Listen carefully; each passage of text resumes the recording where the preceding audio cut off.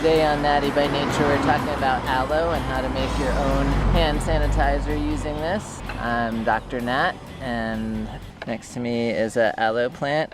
Probably recognize it by the short stubby spines on the leaf and the gel, of course, inside the leaves. That is great for burns and such. It's pretty easy to pick. The spines aren't really that sharp, so you're not going to hurt yourself.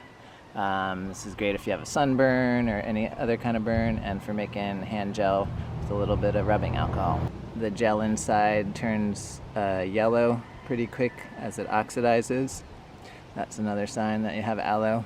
The only thing that you might confuse this with is agave, which has much sharper spines and is much, much harder. You wouldn't be able to break off a leaf from the plant like I just did if it was agave. So let's go back to the kitchen and make some hand sanitizer with this nice aloe. You want to make sure everything that you have is really clean, because you're going to be washing your hands with it really well. So I'm going to first rinse off this leaf that I got from the aloe down the street. So the first thing you want to do is trim off all these kind of spines on the edge.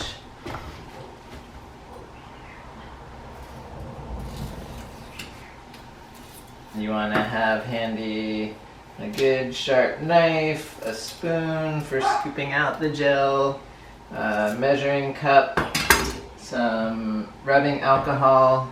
90% rubbing alcohol is best, but that is sometimes a little hard to find, especially right now during the COVID-19 pandemic. So if you have 70%, we can make that work. You're just gonna have to use a lot less aloe in proportion to your alcohol. So I got the edges trimmed off, so now I want to slice it down the middle here. It's kind of a little bit like filleting a fish or a steak. I'm gonna come up really close in here and try to get right up against the skin when you're filleting it on either side. Doesn't really matter which side you start with, you're gonna have to scoop some off of there.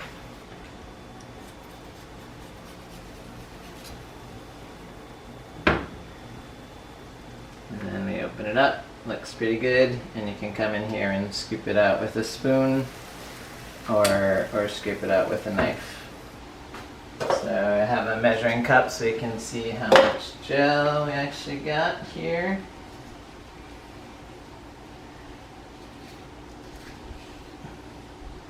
And you want to try to skip all the green parts there and just get that translucent gel.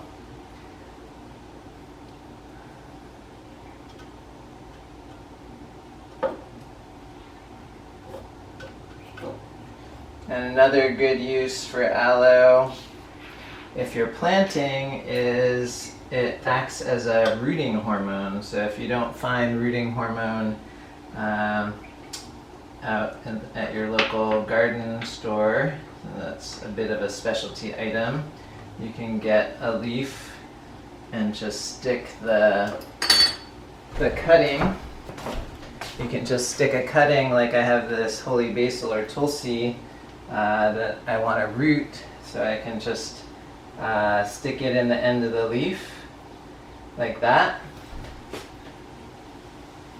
and it will help the tulsi grow new roots. So there's lots of great uses for aloe. It's definitely a plant you want to grow at home. Alright, I'm gonna scoop out the rest of this gel here.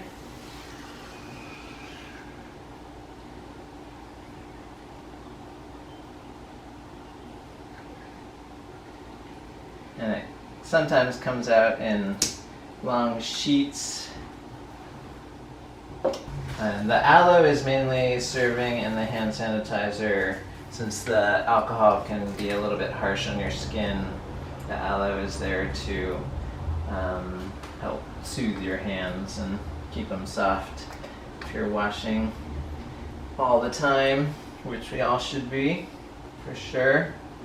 Alright, so we got our gel, and I prefer to work in metric system. It's just a little easier to multiply things out. So it looks like we have about 250 milligrams of, or sorry, milliliters of gel there. Today we're using 70% rubbing alcohol, and so we'll need 6 parts alcohol for 1 part of aloe gel.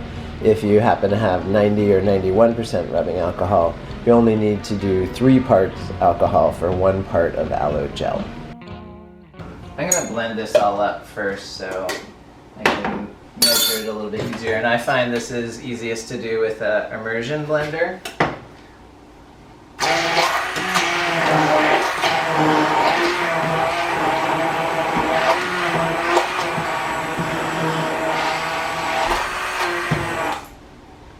That looks pretty good and blended up and foamy. You can see how gooey it can get there. Botanically, this is called mucilage, which is not the nicest name. But it's doing good things for us. There is a purpose for mucilage. So I'm gonna pour off most of this, so I only have about 100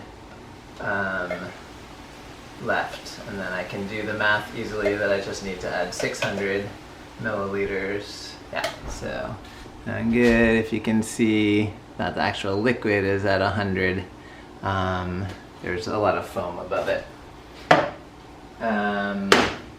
Then I'm gonna add another 600 milliliters of alcohol in here.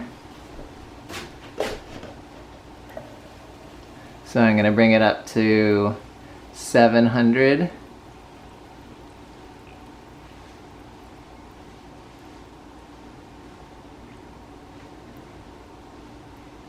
Alright, there we go. It's perfect. Just filled up the entire container. And then to make it smell a little nicer, we can add all kinds of essential oils.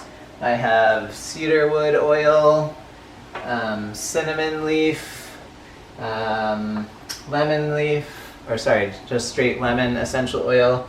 These are all good for making it smell nice, and you can do maybe about 10 drops total. I'm going to do a blend of the different ones. There's a little lemon. Another one of my favorite oils is bergamot oil. However, bergamot is photosensitizing, so you probably don't want to use it on areas of your hand that or areas of your body that are, if you're then going to be out in the sun. I know we're all kind of being shut in right now, but still important to at least go out on your balcony or go out in your garden if you can, and get some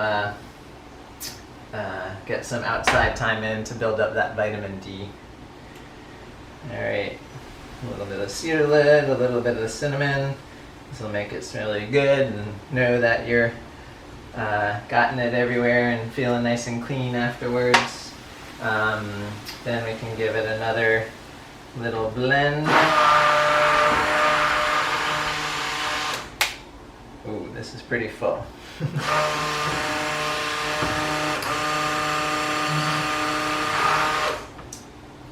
That looks pretty well combined. That part will go quick. And then you want to have a container that has a pump on it that you've cleaned out to pour your hand sanitizer in. And let's see, just fill that up so you're ready to go. It's already smelling really nice. Make sure you leave enough room so that when you close the cap, works well. And there's the hand sanitizer. It'll give it a little test. At first it smells totally like alcohol, but after that evaporates, it'll give you all the smell of the essential oils. Make sure to get the back of your hands, your thumbs, both set in between both sets of fingers, and your fingernails until it fully evaporates and doesn't feel like they're wet anymore. All right, so there we go. I got some nice locally grown hand sanitizer. If you do have to raid your liquor cabinet for alcohol because the stores are all out of rubbing alcohol, remember to use 151 proof or higher. So there's some rums that are 151 proof, and Everclear is even a little bit higher than that. But if you're using that or 70 proof alcohol, you want to add 6 times as much alcohol as you have aloe. If you do find the 90% alcohol, then you only need to add 3 times as much. All right, hope you enjoyed. Stay tuned for more Natty by Nature videos. Please like and subscribe and tell all your friends about this. It's a great place to find healthy gardening, foraging, and cooking videos to learn how to get exercise and feel healthy through all the crazy times we're going through. Take care. See you on the next video.